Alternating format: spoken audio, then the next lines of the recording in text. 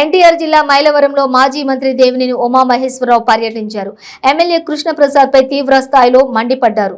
బూడిదతో ఊపిరి ఆడటం లేదని, కొండ జారిందని, ఇసుకతో తోడేళ్లలాగా తవ్వేస్తున్నారని, బూడిద బూచోళ్లు కోట్లు కుమ్మేస్తున్నారన్నారు. సర్పంచులు, అనుచరులు ఎవరికి బంధువులని ప్రశ్నించని అక్రమాలు నిజమే అని విజిలెన్స్ రిపోర్టులు ఇచ్చిందని, వీటికి ఏం సమాధానం చెబుతారని ప్రశ్నించారు. తిట్టేస్తే బోకరిస్తే అయిపోతుందా అని ఆగ్రహం వ్యక్తం చేశారు. వీటన్నిటికీ సమాధానాలు చెప్పాలని డిమాండ్ చేస్తాం. ఏ గ్రావులు ఏ మట్టి ఎక్కడి నుంచి వచ్చింది? కొండపల్లి అడవిలో 10 లక్షలు కట్టింది ఎవరు? కొండపల్లి అడవిని తవ్వేసింది ఎవరు? కొండపల్లిలో ఫారెస్ట్ రెవెన్యూ అధికారులు ఎందుకు సస్పెండ్ అయ్యారు? మళ్ళీ వాళ్ళకి పోస్టింగ్లు ఎందుకు వచ్చినాయి? జేసీబీలు ప్రొక్లైమ్లు కోర్టులో సీజ్ ఎందుకని మళ్ళీ వాటిని ఏ విధంగా బయటకు వచ్చాయి? 10 లక్షలు కట్టింది ఆ పెద్ద మనిషి ఎవరు? నీ బామర్ది, నీ అనుచరులు ఎక్కడ? అసలు ఎందుకు ఉపాధి హామీ పనులు నీ ప్రభుత్వం నీ చేతిలో ఉంది? ఏ పని ఎక్కడ జరిగిందో మీడియాకి.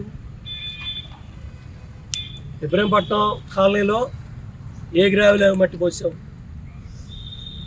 బుడమేరు కొట్టుకుపోయే దగ్గర అక్కడ బుడమేరు ముంపులో ఇళ్ల పట్టాలు, బెజవాడ వాళ్ళకి, గుండూరు వాళ్ళకి, రైలు ట్రాకుల దగ్గర ఆ మట్టి ఆ గ్రావెల్ ఎక్కడి నుంచి వచ్చింది?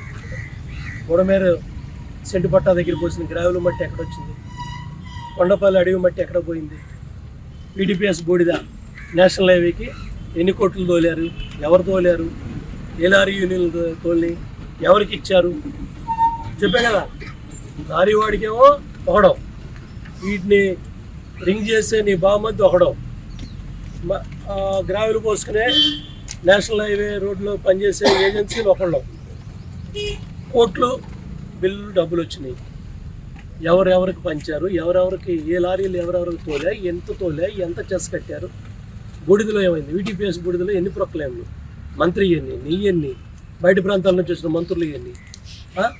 బయట జిల్లాలో ఎంపీలు వచ్చి, బయట జిల్లా మంత్రులు వచ్చి, వాళ్ళ ఎమ్మెల్యేలు వచ్చి, వాళ్ళ అనుచరులు వచ్చి మైలవరంలో సహజ సంపదని, ప్రకృతి ఇచ్చిన సంపదని దోపిడీ చేస్తూ ఉంటే నువ్వు ఎమ్మెల్యేగా పనిచేయడానికి ఒక్క నిమిషం కూడా ఇక్కడ